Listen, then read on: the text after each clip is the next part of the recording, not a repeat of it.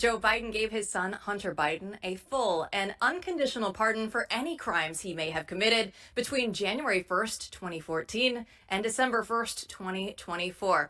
This covers Hunter's felony convictions for gun charges, tax offenses, and even overlaps with his time with the Ukrainian energy company Burisma.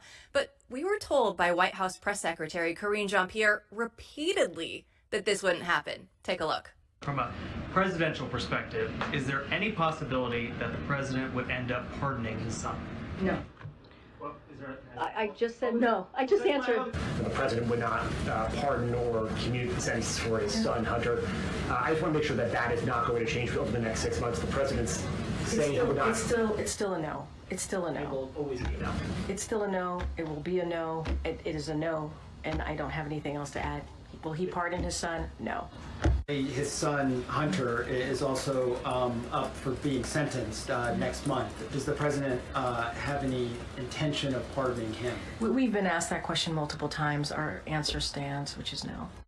It didn't stand for forever, though. Here to break it down for us is Matthew Peterson, editor-in-chief of Blaze News, and Eric Eggers, vice president of Government Accountability Institute. So, Eric, what went through your mind when you saw this news come out last night like the rest of us? Yeah, let's be clear. This isn't a pardon. This is a decade's worth of salvation and forgiveness from, this is maybe the greatest act in the history of not just presidents, but like fathers. I feel bad that I'm not going to be able to do something similar for my own son one day. Hopefully he won't need it.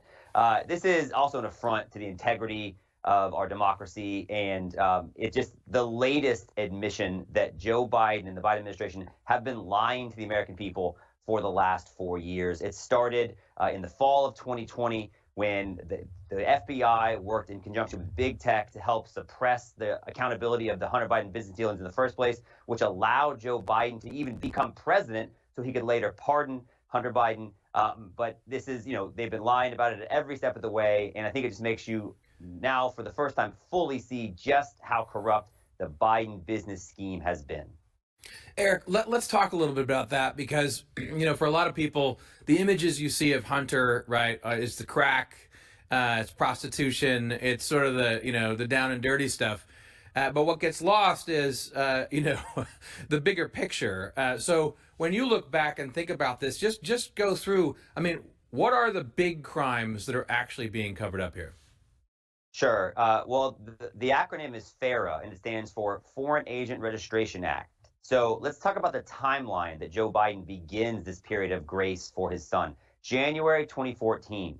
The month before that, Hunter Biden rode on Air Force Two with his then vice president father, Joe Biden. Together, they traveled to China, where after this visit, when Joe Biden visits with the then vice president of China, 10 days later, Hunter Biden, who, by the way, had no international business experience. This is a guy who got put on the board of Amtrak. And when they said at the congressional hearing, hey, we're going to put him on the board of Amtrak, it's because he has experience riding trains. That's who Hunter Biden was. And so now all of a sudden, he's traveling with his vice president father to China. He gets this $1.5 billion private equity deal, a joint partnership with essentially the communist government of China. Never been done before. Even John Kerry's stepson, Chris Hines, who had been business partners with Hunter Biden before, said, this is too much. This is shady. I'm not going to do this. Hunter Biden and his buddy Devin Archer and other business associates were all in.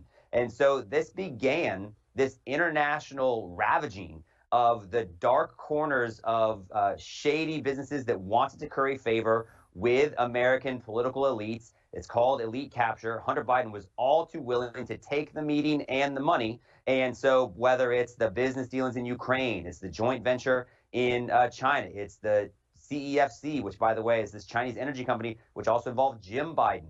But more importantly, these are business deals that would have involved Joe Biden. So by creating this decade's worth of grace for Hunter, you now have, this is the closest Joe Biden has done to creating grace and space for himself, because these are business dealings in which Joe Biden wouldn't have just been adjacent, but we have emails and business records that show, Joe Biden was considered an employee of some of Hunter Biden's businesses when he wasn't the vice president. So I think by pardoning Hunter, Joe Biden essentially has pardoned himself. Yeah, we love 10% for the big guy. We can't forget that. And of course, Hunter Biden as the artist. I want everybody to know out there, I wonder what his artwork is going to be selling for now that he's not going to be right there at the seat of power with his father. But you did mention Jim Biden. How far do you think that Joe will go in pardoning his family? Is this something that we should also be on the lookout for as we approach January 20th? Yeah, there's a number of Biden relatives that have businesses that are connected to Joe Biden being in power. I mean, remember, Joe Biden holding political office is the Biden business model. So there's a son-in-law that started a healthcare startup while Joe Biden was vice president. There's other, cousins and relatives like that. But to be honest, if we're talking about who Joe Biden should be pardoning, in my opinion, he should be pardoning Joe Scarborough and Mika Brzezinski in the New York Times for lying to the American people for the last 4 years. I mean, this is the latest lie. Hey, I'm not going to pardon my son Hunter. These are the same people that told us that, oh, Joe Biden is cognitively fit as a fiddle. He's doing Sudoku puzzles and learning to speak Latin while at the age of, in his late 70s while he's running the country. So, I mean, we've been lied to at every step of the way. And there's a lot of people that were complicit in the cover-up, not just of Joe Biden's business dealings, but just the fact that he has been up to this for some time, and there should be some accountability.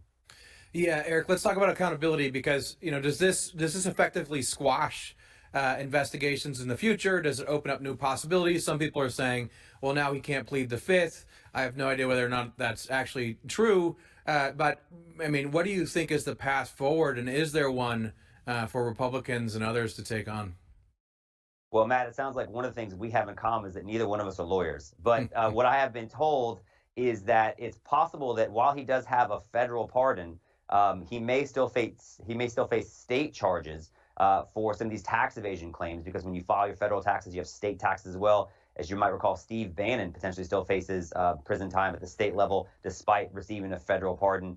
And yes, the fact that he can no longer incriminate himself because he's received a pardon for decades worth of essentially acting as a foreign agent without having to register. By the way, that's something he admitted in some of these emails. He said, guys, I think this might be a FARA problem. We should probably register. They never did. That's one of the reasons why I think the House Oversight Committee was putting together these financial records and matching them up with their travel records. So, I mean, that's something that he can no longer face federal charges for, but that should mean he cannot plead the fifth because he cannot incriminate himself. He's already had that charge taken off the table. So, but, I mean, what assurance do we have that he will then tell the truth if he does testify? They've lied at every step of the way. And so if there's forced to be testimony between now and January 20th, maybe Joe Biden will give him a pardon for perjury as well. Well, the days of our lives, we will still have a month and a half of the Biden soap opera, I'm sure, to look forward to. Eric, thanks so much for joining us.